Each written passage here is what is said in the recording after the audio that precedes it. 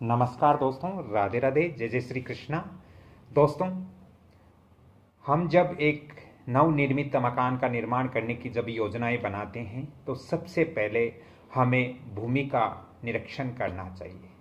भूमि वास्तु अनुसार होती है, तभी हमें उसके अंदर मकान निर्माण करना चाहिए। दोस्तों, भूमि निरीक्षण के लिए ऐसे मुख्य 7-8 जो टिप्स होते हैं उनको अपनाना चाहिए। इसके बारे में मैं अगले वीडियो में जानकारी दूंगा, लेकिन आज हम बात करते हैं नींव खनन, यानी नवनिर्मित मकान के लिए नींव की खुदाई करना। और नींव को जब हम भरते हैं तो भूमि पूजन यानी नींव पूजन को हम कैसे करें, इनके अंदर क्या क्या सामग्रियां चाहिए, ये सभी चीज़ें मैं इस वीडियो के अंदर बताने वाला हूँ।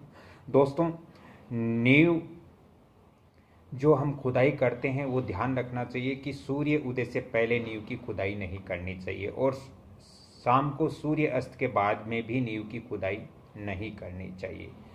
दोस्तों, नींव की खुदाई शुरू करने सूर्य जब हो साक्षी तभी हमें नींव की खुदाई करनी चाहिए। दोस्तों, नींव की खुदाई करने के पश्चात कुछ विशेष उपकरण से हमें पूजा इत्यादि करनी चाहिए। और नींव के अंदर क्या क्या सामग्री हमें रखनी चाहिए जब हम नींव भरते हैं। बहुत सारे लोगों के कमेंट्स आते हैं कि सर, हम नींव का पूजन कर रहे हैं, इसके अंदर क्या क्या किस विधि से ये सामग्री हमें नींव के अंदर रखनी है। दोस्तों, आप जब नींव की भराई करते हो तो ये जो चीज़ें मैं यहाँ आपको बता रहा हूँ, एक कलश जिसमें आपको गाय का कच्चा दूध लेना है और कलश के अंदर कच्चा दूध रखना है। साथ ही दोस्तों, उसमें चांदी के नाग नागिन का जोड़ा, यानी एक नाग एक नागिन, 2 नाग नागिन के एक जोड़ा उस कलश के अंदर रखना है। और इसके अंदर दोस्तों लोहे की 4 कील भी रखनी होती हैं। लोहे की छोटी छोटी 4 कील आप ले लीजिए और उस कलश के अंदर आपको रखना है।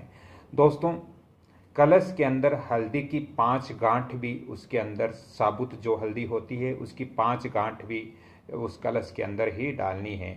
तुलसी की कुछ पत्तियां आप डालते हो तो बहुत अच्छा है। दोस्तों, थोड़ा सा गुड़ भी उसके अंदर डालना है। और 11 या 5 पान के पत्ते भी कलश के अंदर होने चाहिए। दोस्तों, एक मिट्टी का दीपक हो। और दोस्तों, छोटे आकार के 5 औजार होने चाहिए। जो हम मकान बनाते हैं उसके अंदर जो औजार काम में लेते हैं उसका स्वरूप होना चाहिए। 5 छोटे छोटे, बिल्कुल छोटे छोटे 5 औजार भी हमें उस नींव के अंदर रखना चाहिए। दोस्तों, साथ ही श्रीफल, यानी श्रीफल भी आप रख सकते हो।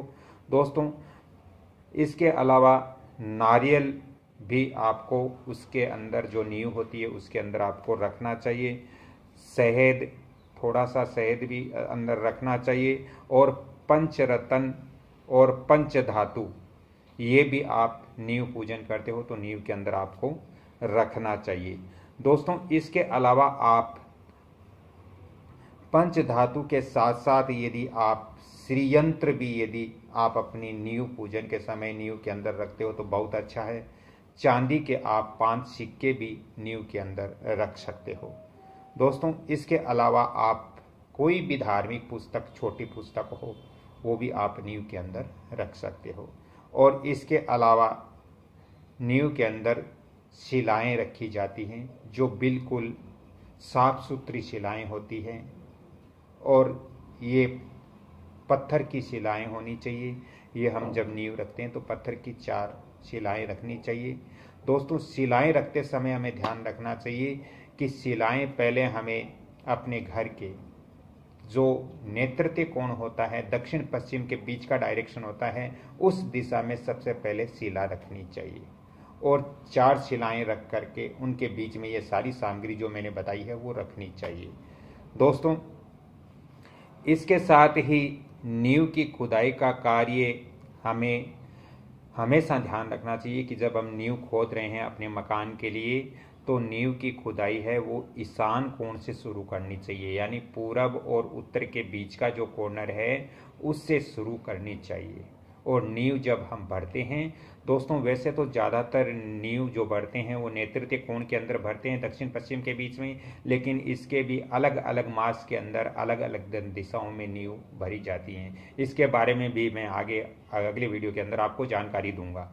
दोस्तों, यदि हम अपने घर के विधि विधान से भूमि पूजन या नींव पूजन करते हैं और फिर यदि मकान का निर्माण करते हैं तो दोस्तों उस मकान के अंदर जो सदस्य हैं उनको सुख शांति और संपन्नता उस घर के अंदर आती रहती हैं, उनको किसी भी प्रकार की प्रॉब्लम आगे जाके नहीं होती है। तो आज इस वीडियो के अंदर मैंने बताया कि हम नींव की खुदाई कैसे करें, नींव की खुदाई कब करनी चाहिए और नींव पूजन या भूमि पूजन करते समय हमें कौन कौन सी सामग्रियां हमें अपने नींव के अंदर दबानी चाहिए।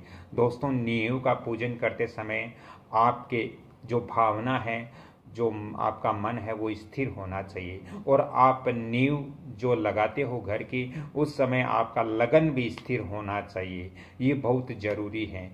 दोस्तों, क्रोध में किया गया नींव पूजन या किसी द्वेष में किया गया नींव पूजन हमारे घर के अंदर आगे के लिए दिक्कत उत्पन्न करता है। इसलिए आप जब किसी नवनिर्मित मकान का निर्माण करते हो तो वास्तु नियमों को जरूर फॉलो करें।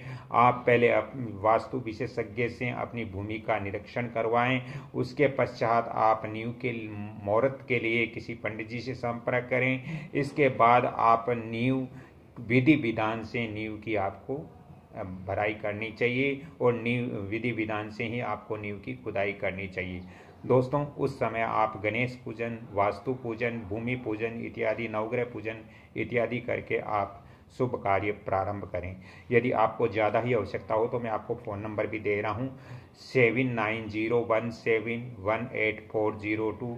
तो राधे राधे दोस्तों, इस वंदना भोजक चैनल पर और कमल किशोर भोजक चैनल पर आप वास्तु और ज्योतिष की जानकारियाँ लेते रहिए और इस वीडियो को आप लाइक शेयर सब्सक्राइब जरूर करें। बेल आइकॉन घंटी के निशान पर भी क्लिक करें ताकि मेरा भी मनोबल बढ़ेगा और मैं आपको ऐसी और महत्वपूर्ण जानकारियाँ वास्तु और ज्योतिष की आगे भी प्रदान करता रहूँगा। तो राधे राधे दोस्तों, जय जय श्री कृष्णा। अगली कड़ी में फिर मैं आपसे मिलता हूँ, तब तक के लिए मैं आपसे क्षमा चाहता हूँ। जय श्री कृष्णा।